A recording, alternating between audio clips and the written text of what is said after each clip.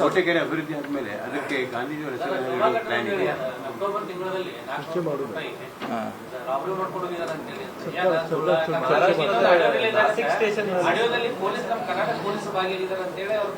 ಇಲ್ಲ, ಅದಾಗಿದ್ದು ಅಕ್ಟೋಬರ್ 6ನೇ 7ನೇ ದಿವಸದಾಗ ಆಗಿದೆ ಅಂದ್ರೆ ಅದು ಈಗ ಮೊನ್ನೆ 9 ತಾರೀಕಿನ ಕೇಸ್ ರಿಜಿಸ್ಟರ್ ಆಗಿದೆ ಮಹಾರಾಷ್ಟ್ರದಾಗ ಯಾವುದೋ ಸ್ಟೇಷನ್ನಾಗ. ಸೊ ನಮ್ಮವ್ರು ಈಗಾಗಲೇ ಪತ್ರ ಬರ್ದಾರೆ, ನೀವು ಯಾರ ಬಂದ್ರೆ ನಾವು ಸಪೋರ್ಟ್ ಮಾಡ್ತೀವಿ ಅಂತ. ಬರಬೇಕಲ್ಲ ಅವ್ರು ಎಲ್ಲಿ ಏನು ಚೋರ್ಲಾ ಘಾಟದಲ್ಲಿ ಕರ್ನಾಟಕ ಏರಿಯಾನೋ ಮಹಾರಾಷ್ಟ್ರ ಗೋವಾನೋ ಯಾಕಂದ್ರೆ ಎಲ್ಲ ಕೂಡಿದಾರೆ ಅವು ಜಸ್ಟ್ ಯಾರ್ದ. ಮತ್ತು ಇಲ್ಲೇ ಚೋರ್ಲಾ ಆಗಿದ್ರೆ ನಾವು ಮಾಡ್ತೀವಿ ಫುಲ್ ಪ್ಲೇಜ್ ಅದ ನಮ್ಮ ಮಾಡ್ತಾರೆ, ಎಲ್ಲ ನಡ್ಕೊಂಡ್ ಬರ್ತೀವ್ರಿ ಯಾರ್ಯಾರು ಎಲ್ಲ.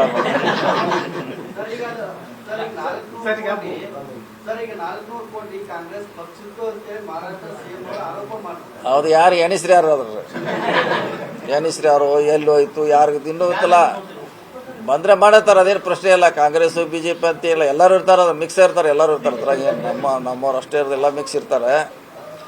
ಸೊ ನೋಡೋಣ, ನಮಗೆ ಮೊದಲು ಎಲ್ಲಿ ಸ್ಪಾಟ್ ಅನ್ನೋದು ಯಾವ ಸ್ಪಾಟ್ನಾಗ ಆಗಿದೆ ಅನ್ನೋದು ಗೊತ್ತಿಲ್ಲ.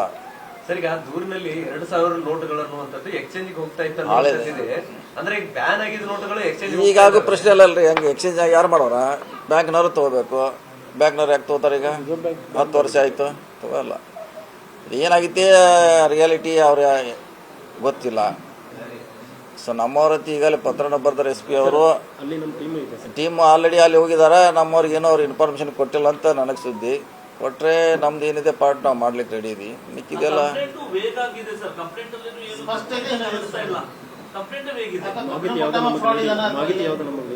ನೋಡೋಣ, ಬರ್ಲಿ. ಅದು ಬಂದ್ಮ್ಯಾಗ ಅವ್ರು ಮಹಾರಾಷ್ಟ್ರದವ್ರು ಏನು ಶೇರ್ ಮಾಡ್ತಾರೆ, ನಮ್ಮ ಪೊಲೀಸರ ಸಪೋರ್ಟ್ ಮಾಡ್ತಾರೆ.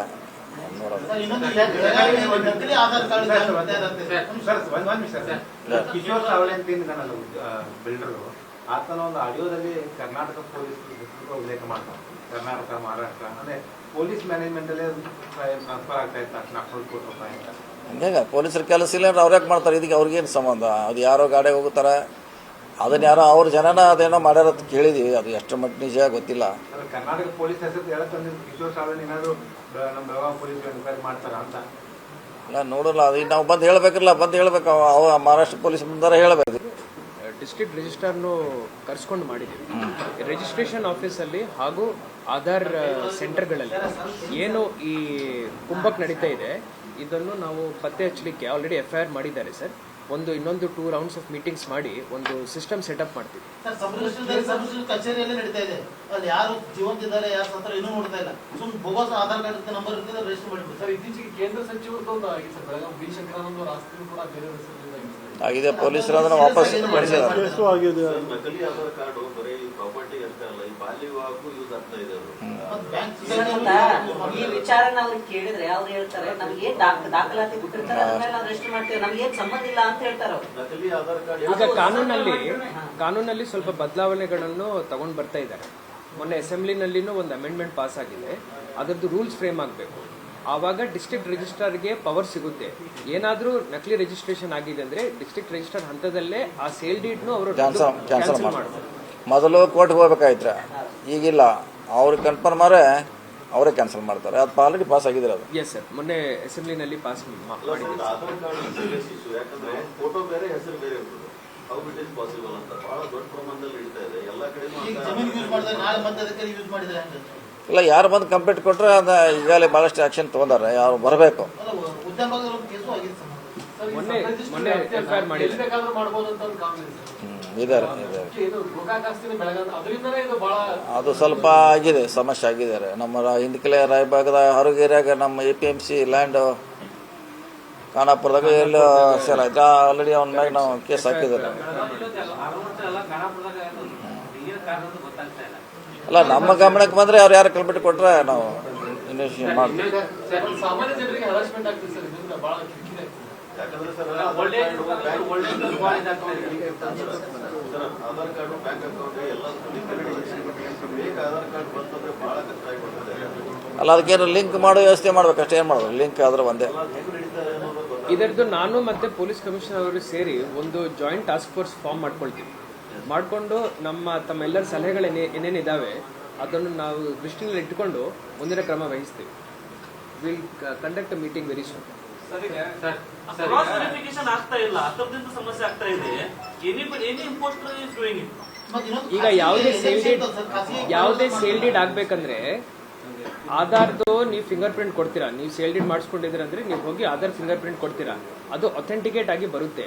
ಈಗ ಪ್ರಾಬ್ಲಮ್ ಏನ್ ಬರ್ತಾ ಇದೆ ಅಂದ್ರೆ ಆಧಾರೇ ಡೂಪ್ಲಿಕೇಟ್ ಆಗಿ ಬರ್ತಾ ಇದೆ ಅಂದ್ರೆ ನಾವು ಸಬ್ ರಿಜಿಸ್ಟ್ರಾರ್ ಕಂತ ಆಧಾರ್ ಮೇಲೇನು ಫೋಕಸ್ ಮಾಡಬೇಕಾಗುತ್ತೆ. It's an integrated thing. ಒಂದು ಕಡೆ ನಾವು ನಜರ್ ಇಡ್ತಾ ಇದೀವಿ ಅಂದ್ರೆ ಬೇರೆ ಕಡೆ ಇಶ್ಯೂ ಆಗ್ತಾ ಇದೆ. But we will form a joint task force, ಎಲ್ಲರನ್ನ ಇಟ್ಕೊಂಡು ಕೆಲಸ ಮಾಡ್ತೀವಿ. We will put our teams on private people also. ಯಾರ ಪ್ರೈವೇಟ್ ಆಧಾರ್ ಮಾಡ್ತಾ ಇದ್ದಾರೆ ಅವ್ರ ಮೇಲೇನು ನಾವು ನಿಗಾ ಇಡ್ತೀವಿ. ಅಲ್ಲಿ ಈಗ ಒಂದು 2-3 ಆಗಿದ್ದು ಇನ್ವೆಸ್ಟಿಗೇಷನ್ ಆಗ್ಯಾರ ಅವ್ರೆ ಆಗಿದ್ದಾವೆ ಸರ್. ಅಲ್ಲ ಅದನ್ನ ಎಲ್ಲಿ ಜನರೇಟ್ ಮಾಡ್ಯಾರ ಅವ್ರು? ಇದು ಯಾವ್ದ್ರದ ಆಧಾರ್ ಕಾರ್ಡ್ ಎಲ್ಲಿ ಮಾಡ್ತಾರ ಅದು ಪತ್ತೆ ಹಚ್ಬೇಕಂದ್ರೆ ಅದ ಚಲಕರದ.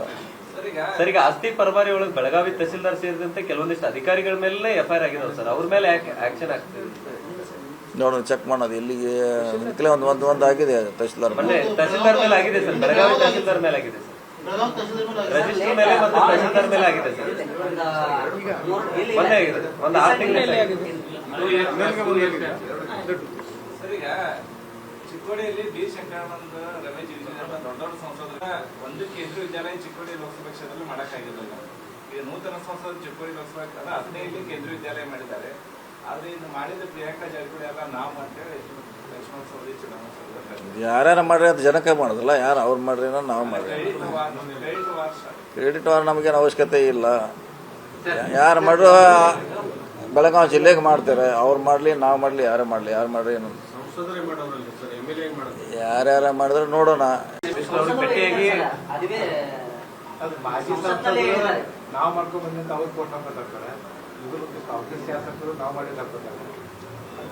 ಅಲ್ಲ ರಥ ಜಗ್ಬೇಕಾರೆ ಎಲ್ಲರೂ ಕೈ ಜಗ್ತಿರ್ತಾರೆ, ನಾನು ಜಗ್ಗಿ ನಾಡು ಜಗ್ಗಿನ ಹಂಗ ಅನ್ಬೋದು. ಸೇಮ್ ತೇರ್ ಜಗ್ಗಿದಂಗೆ ಎಲ್ಲರೂ ನಾವು.